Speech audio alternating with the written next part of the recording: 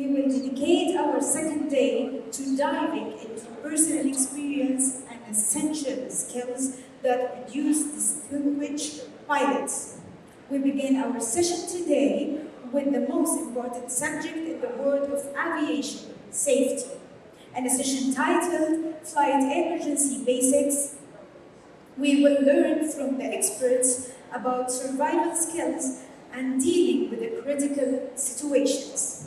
We invite Mr. Nguyen, professional pilot and instructor, to share his valuable expertise. The stage is yours, Mr. Long.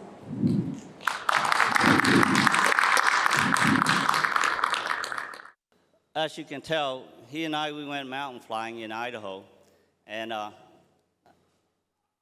oh, thank you. So I told Prince Sultan, I'm going to teach you how to fly a Kodiak like a glider. And he wouldn't believe me, but we did it anyway, and he was just, had a ball with it. So, I've been a search pilot for 30-something years. And so I'm the most senior search pilot in the state of Washington. So when we have a crash, a missing aircraft, I get the first phone call to go search for them. And so I belong to Washington Air Search and Rescue. We're all volunteer. The paychecks are really good. We just add 0, but we can't put a period in front of the 0 or a 1. So AKA freebie. You already know who I am. All right. So flying in Washington State or flying out here in the desert, it's just territory. But when an aircraft go missing, it's the same, whether it's in the desert or whether it's in the state of Washington. Now, can you see the crash airplane in this picture? This was back in 2017. A Sirius SR-22, they were out playing around and they ran out of space and they had to crash land in the mountain. You see right on top there, right 12 o'clock, just below the ridge line?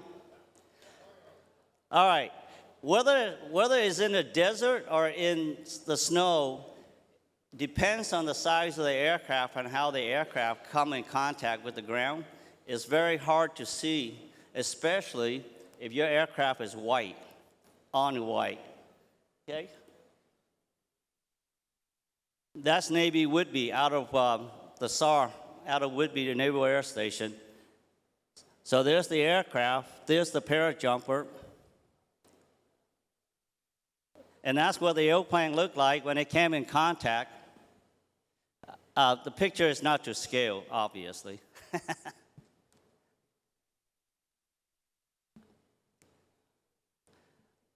Now, that's just to give you the size comparison. The snow was over 6 feet deep when they went down and retrieved the two pilots. Now, can you see anything like signal panel, color, or anything like that? It's hard, isn't it? So what we've been trying to do is teach you how to do color contrasting. And that's what an SR-22 looked like when it plowed into the side of the mountain. Luckily for them, the snow was was very deep, and so it was easy. They would survive. So from the time they crashed, and what saved them was they had a 406 personal locator beacon. All right. So from the time they crashed to the time I found them, the Navy picked them up. And they were in the hospital. It was under 3 hours.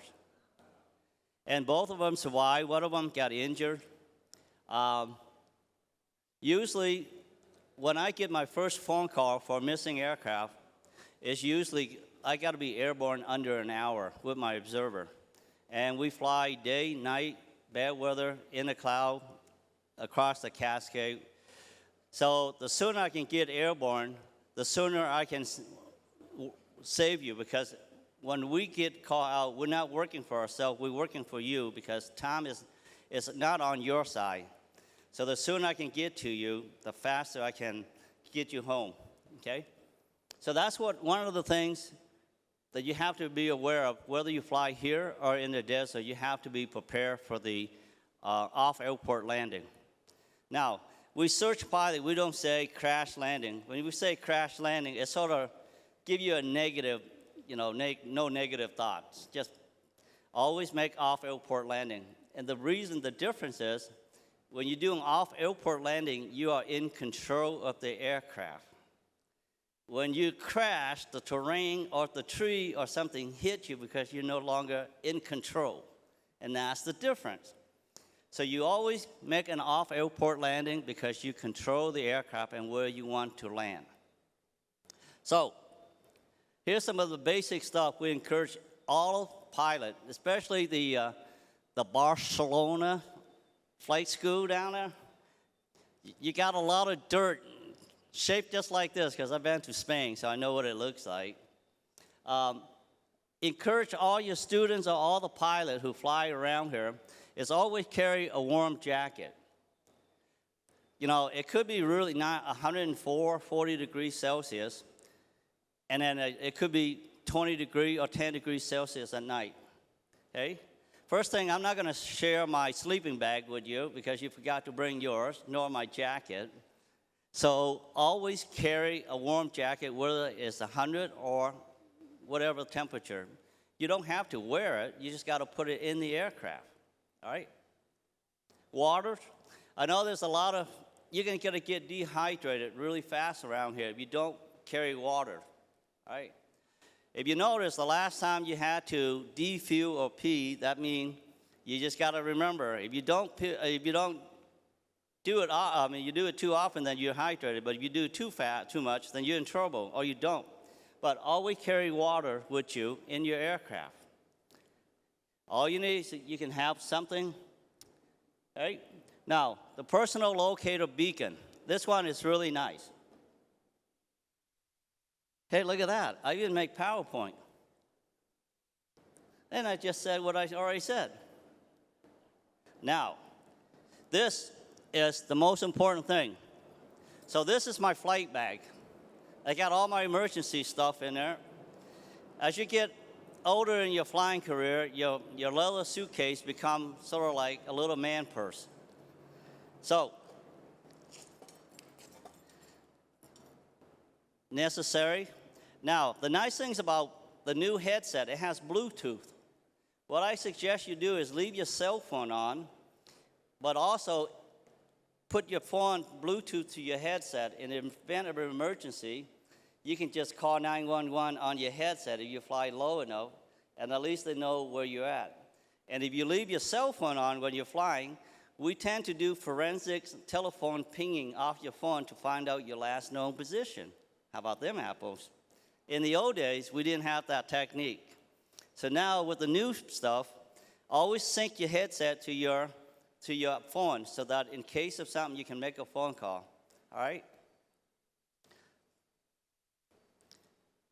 Now, I do aerial photography in the cockpit, and I always carry a black cloth. Everybody who fly around in white shirt, epaulets, you look great, but you want to take picture outside, you notice that your windows always have a reflection of your epaulet, your iPad. So I drape this over all the reflective stuff so I can get a great shot like the one earlier. Always carry extra battery for your headset or whatever you need it. Now, why do I carry a light blue garbage bag in my flight bag? So the nice thing about colors, Mother Nature doesn't make this unless you're out there in the Gulf or where in the Bahamas, where it might be a little bit of. So this 64-gallon garbage bag can be used as a poncho, but it's a great signal panel because it's only one of the few colors that you can see highly contrast. So if I were to lay it out there in the desert, so I'm going to show you an example right now.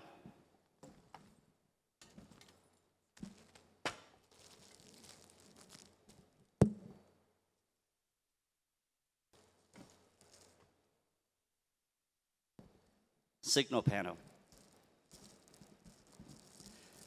You can get a pack of 6 on Amazon anytime you want, and it fit perfectly in your little flight bag. But if you're starting out and you have a big flight bag, it's great. Let's pretend this is the sand out there, and you want to lay out the signal panel. You want something that is contrast in color, okay? So you want something that it catches your eyes when you look down instantly, and you don't have to wait until you're sitting on top of it to find out. So if I was to use this as you lay out a red signal panel. Let me know my time, then I'll get off the stage. You guys getting this? Is it educational? All right, so if I'm going to lay this, so if I were to put that out there in the desert, since you're flying out in the desert out here, it sort of blend in pretty quick because it depends on where you're at and what time of the year. The color could change, and the time of the day, it could change. And so it's pretty hard to see, right? Or you want to be, now, if I were to lay out this little light blue tarp,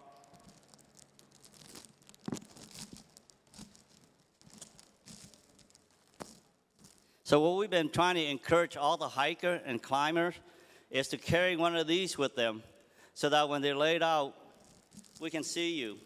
So the Navy had a missing hiker on the Pacific Crest Trail, and she slid off the trail.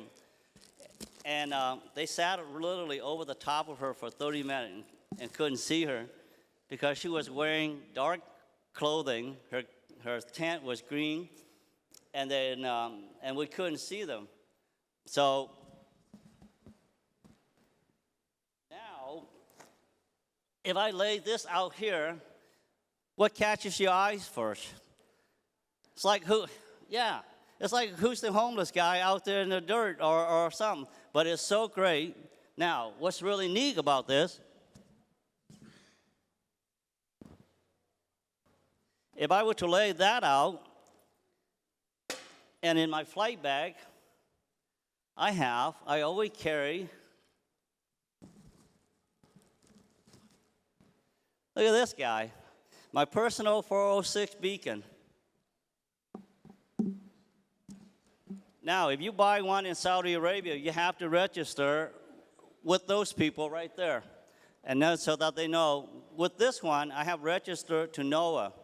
So when I activate this, in about less than a minute, Air Force Rescue Center in Florida will know I activate my signal, and they will call Saudi Search and Rescue Agency, and they're going to call, hey, is there an Asian guy standing around with a 406 beacon? And they'll probably say yes. But it works really fast. We had an aircraft that was in maintenance. The beacon went off, and within 3 minutes, they already called me. So get one of these and turn it on and just lay there, and we will find you within under an hour. Once we get the signal going, we will find you. All right? In the event it's wet and you need to stay overnight, in my little flight bag, it has an emergency sleeping bag. I don't need to carry a lot of stuff. I just need to I'll leave the beacon on. I'll have my things running, my blue tarp on, and I drape myself in my blue garbage bags, and then I just go to sleep in this. And none of these stuff are that expensive, but it's compact enough where you can put it in your flight bags, okay? Now, what else is cool about it? You have to have a good flashlight. Because at night, if you have to go and park yourself at night and you want to use because in the state, we do fly searches at night. And I've gone out and searched for a missing aircraft where the rain went sideways instead of going up and down. But the point is, we're not working for ourselves, we're working for you. So we go out and fly and then make sure we find you. So the most important thing is when we do night operation, we got to be able to see you or signal. So if you carry a good flashlight, you can signal them without having any problem. So this is a really nice flashlight. It's not cheap.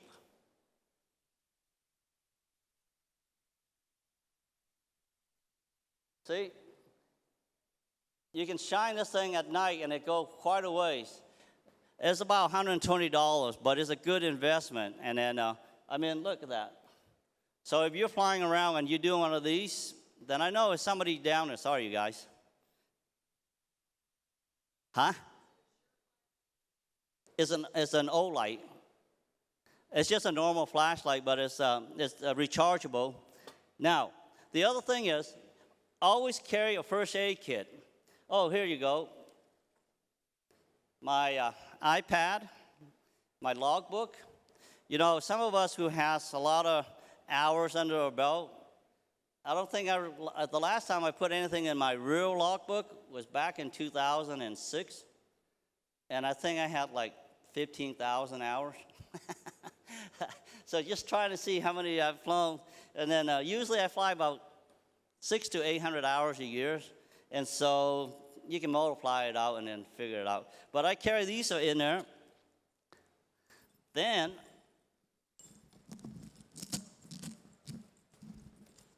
I also have one of these little guys.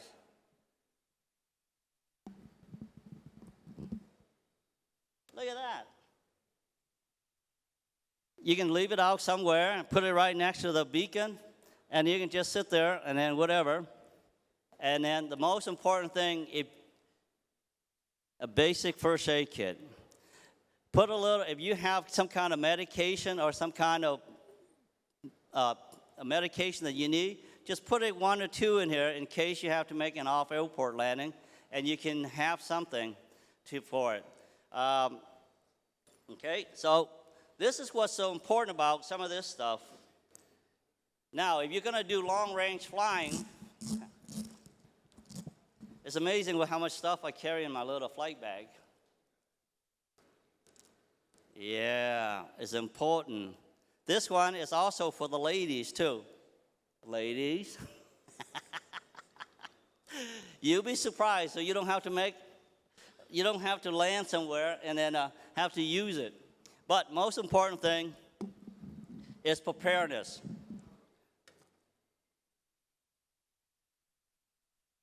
There you go. There's the light blue. What stands out? Now, remember, that is a swimming pool, so naturally it's going to be enhanced, but it contrasts with the sand around the beach there and such.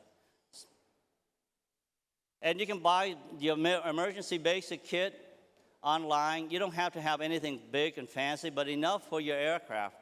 And then, why is this important?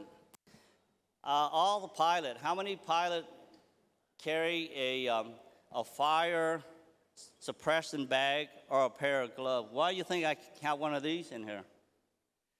If your iPhone or your power bank or your iPad or even the e-bike battery go nuclear, I mean it overheat and it's burning, you're sitting there flying along in a 150, a DA-42, a Kodiak, or even whatever. You have to be able to grab hold of that burning battery and throw it out. I said, well, I'm going to grab hold of it, and it's like, it's like walking on fire. And you go to some of these events, and, go ahead and walk on it, and the first thing goes through your mind, why? And that's the first thing you want to do is like your power bank has gone nuclear. So you want to be able to grab hold of it and throw it out. And that's why you need to carry a pair of welder gloves or fire-resistant gloves, just for that reason. We had somebody who had a power bank accidentally drop, and it burned like crazy, and you can't put it out.